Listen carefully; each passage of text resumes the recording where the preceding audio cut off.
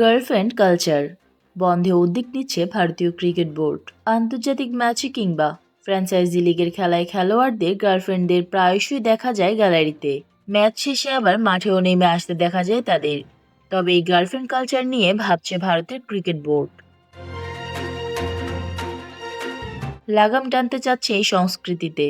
ভারতের cricket board Hardik Pandya, যশস্বী জয়সওয়াল, ঈশান কিষান ও আর্শদীপ সিংরা আইপিএলে অবাধে গার্লফ্রেন্ড নিয়ে চলাফেরার বিষয়টি ভালোভাবে নেয়নি। উদ্বেগ উঠেছে টিম বাসে ভ্রমণ এবং দলের হোটেলে অবস্থান করতে দেখা যাওয়ার বিষয়টি নিয়ে। বোর্ড আগামী বৈঠকে বিষয়টি নিয়ে কঠোর নির্দেশনা জারি করতে চায়।